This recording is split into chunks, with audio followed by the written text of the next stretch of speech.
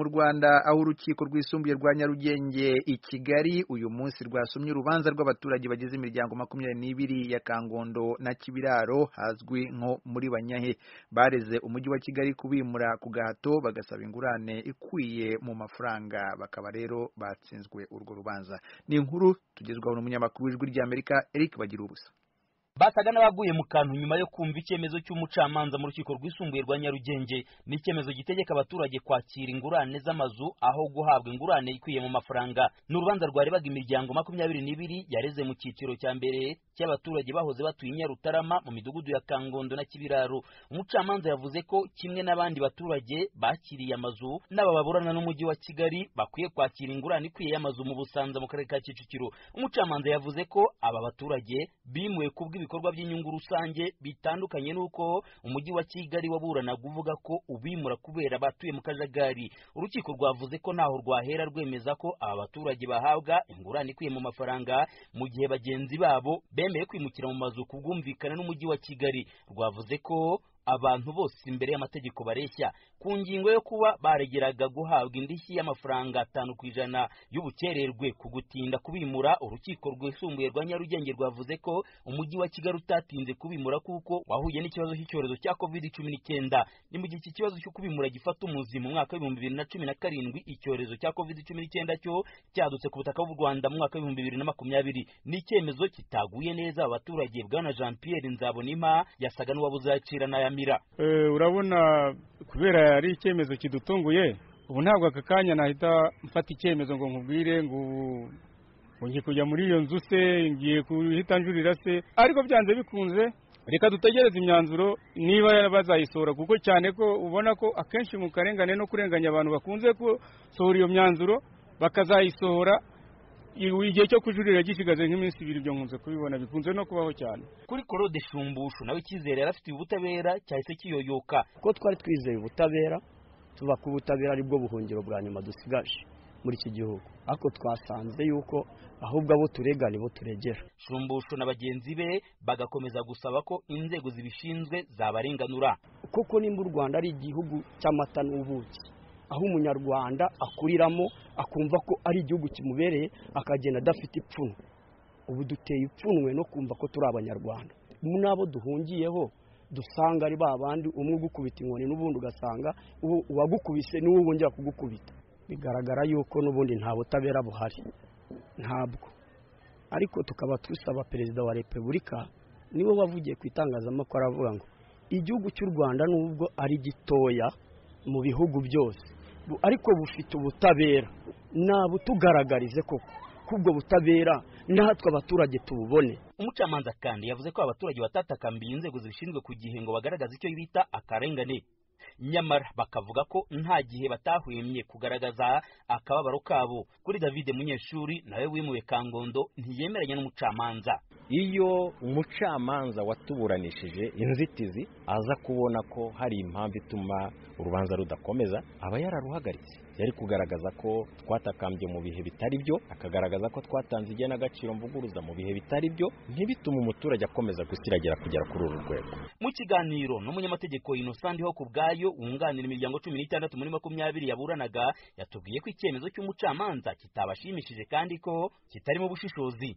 Rero tugasanga kuba urukiko rwahitiyemo abantu ingurane ntabwo ari byo ko nta nubwo biri no mu byo twaregeye. Ni ukuvuga ngo rero ingurane ntabwo ari ingurane y'agahato, ingurane ni ingurane yumvikanweho. Ingurane ukwiye amategeko ateganya ko ari ingurane yumvikanweho. Aho hantu urukiko rwahibeshyeho rwiyibagiza yuko ni ukuvuga ngo buri muntu wese agiye afite umutungo agomba gufataho icyemezo, kandi urukiko rwiyibagiza yuko buri muntu wese afite uburenganzira bwo gutura aho ashaka, ntabwo agomba gutura hariya ku gahato.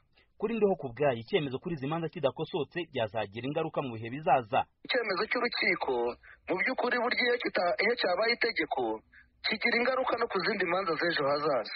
Gusa ukuvuga ngo naba bonyine ni mu gihugu cyose, bivuze yuko iyo kiramutse kitajuriwe kikaba itegeko ngo byibuze amakosa kirimo akosorwe, uru rubanza rwazagira ingaruka no ku bandi bazajya bashaka kwimurwa mu minsi iri imbere, aho urwego rwimura rwazajya rutanga ingurane rwishakiye, ingurane y'agahato kurusha uko yaba ubwumvikane mu buryo amategeko abiteganya. Birashoboka ko mu gufata icyemezo umucamanza hari amakuru atari yaramenye. Ibi birashingira ku kuba hari imwe mu miryango yari ifite imitungo minini muri Banyahe ubutegetsi bwari bwarabaye buretse kubasenyera. Abo nyuma baje kugenda bahabwa amafaranga ku ruhande, barimo uwitwa Bwana Jean Didier Shikama na bagenzi be. Nyamara bo umucamanza yanzuye ko nabo bahabwa amazu.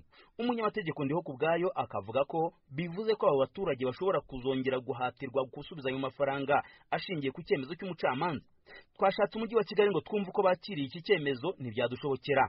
Maître Safari Jean Marie Vianney wunganira umujyi wa Kigali yatubwiye ko mu masezerano yagiranye n'umujyi wa Kigali atemereye kuvugana n'itangazamakuru. Hasigaye indi miryango isaga 80 kiburana n'umujyi wa Kigali, bose baraburana guhabwa ingurane ikwiye mu mafaranga ubaho bari batuye hahindutse amatongo. Bagira ubusa ijwi ry'Amerika i Kigali.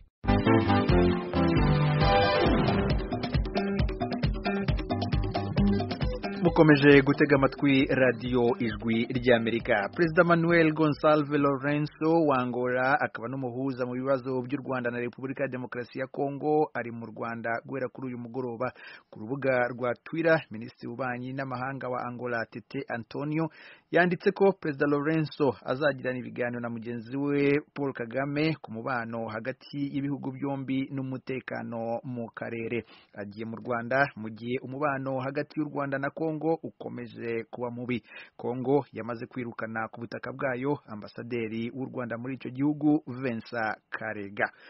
Tugume muri Kongo ku munsi w'ejo perezida w'icyo gihugu Felix Tshisekedi ejo yakiriye intumwa z'abaturage bavuga ikinyarwanda bo mu bwoko bw'abatutsi maze bamugezaho impungenge z'ukuntu bibasiwe. Mu kanya mugenzi wacu Timishimwe amaze kuvugana na Bwana Tade Mutware umwe mu bahuye na perezida Tshisekedi. Twatugeze gushaka perezida kubera impamvu z'umutekano mukeya abantu bacu bafite ubwoko bwacu bw'abatutsi muri rusange muri Kongo hose twarasenywe turangazwa turishwa. Izo ni zatangiye kera ariko noneho aho z'intambara biraje mu burasirazuba bwa Kongo zitangiye cyane ziriya za abantu bacu bakomeje guhura n'ibibazo. Biba ngombwa rero ko tuburana na nyiri igihugu kugira ngo cyambere tumushimire kuko yaraherutse kunyuzaho message yamagana ibintu byo guhohotera abantu kubera ko Imana yabareze, ariko kandi tunamusabe noneho ko n'izindi nzego nazo zagendera kuri iryo jambo rye bagafata ingamba zo kuduhereza umutekano kuko abantu bacu banyanyagiye hirya no hino muri Kongo bafite umutekano mukeya. Dufite imfungwa hano zitabarika zirenze kuri 50 zizira uko basa gusa n'ahandi hose nuko niko bimeze. Zose nizo twamwerekaga ko hari ibibazo by'umutekano. Mumaze kumubwira ibibazo byose uvuze yabyakiriye gute, yabasubije iki? Yadushubije rwose ko iwe buri gihe cyose ahora bivuga ariko tugomba kumufasha kugira ngo umutekano ko kube, kandi isigaye azabibwira abantu babishinzwe n'abafite abo bantu bose kuko twamubwira abantu babohewe hano n'ababoheye ahandi. Tuzagerageza kumuzanira liste y'abo bantu bahamagara amaserivisi abishinzwe babaze ukuntu abantu bagira amezi bakingiranye barengana bazira ko basa n'ayandi makosa babagize, kandi yadusabye ko twakomeza nyine ibiganiro tukaza tubonana buri gihe tumubwira ibibazo bihari. Ni ukuvuga ko ikiganiro cyanyu ibyo yabasubije nibyo mwari mwiteze, ntabwo wenda hari ibyo yaciye ku ruhande, kuko iki ni kibazo buri wese azi ko kimaze igihe. Mwishimiye ikiganiro mwagiranye? Twacishimiye rwose nk'umutegetsi kandi yatubwije ukuri n'ibyo tuzi nyine kuko mugenda mumwumva kandi warembera ko ari abanyamurenge ari n'abatutsi muri rusange ari abatutsi b'abanyekongo abo bafite uburenganzira bwo kubaho nk'uko abandi babaho kandi bagomba kurindwa n'inzego zibishinzwe zikabahereza umutekano nk'abandi. Mutware Tade wari mu itsinda ry'abanyamurenge bo mu bwoko bw'abatutsi bahuye na Perezida Felix Tshisekedi uyu munsi mu mujyi wa Kinshasa, ndagushimiye cyane ku mwanya wahaye ijwi ry'Amerika.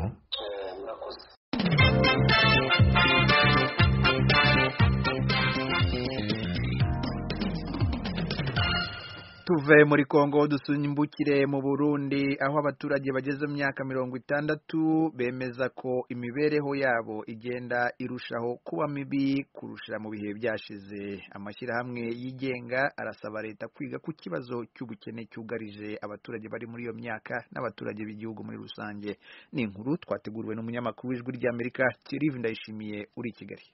Kari hari hakiringa imyumbati umuntu yarimo imyumbati ikaza ibiharage bikaza abantu barakenye nta kazi bagira abafise akazi nabo bahenga imishahara mito. Je ikintu mbona mu kibano naho aho mbaye hariho nk'irasisigaye rakenye. Abo n'abanyagihugu basanzwe bashakishiriza ubuzima mu duce dutandukanye tugize igisagara ca Bujumbura. Baganira n'Ijwi ry'Amerika bayigaragarije ko ibintu bitera byunyuka mu Burundi birimo ubukene bwo kubura ibyo bafungura hamwe no kudashobora kwivuza ndetse n'ubushomeri bubandanya bwongerekana. Turakenye turashonje nico gituma duca twomoka tugata abana rukuru tukaca tuza kwicara mu mabarabara twicara mw'ibarabara turi abantu b'abamama si vyiza. Usanga umuntu n'amahera hembwa ukwezi kudahera canke yinjiza ukwezi kudahera. Icyo tumajene n'irengarenga zisigaye zizimvye. Ubuzima bwo buragoye. Umuntu muto biramugora kugira ngo ashobore kubaho aronke amahera yo kwivuza kugura ivyo kurya kubeshaho abana babo. Ijwi ry'Amerika ryavuganye kandi na Barasamaje Victor umunyagihugu amaze imyaka 50 adandaza amagi akaba afite imyaka 67 y'amavuko nk'uko yabyivugiye akaba afite umuryango w'abana 10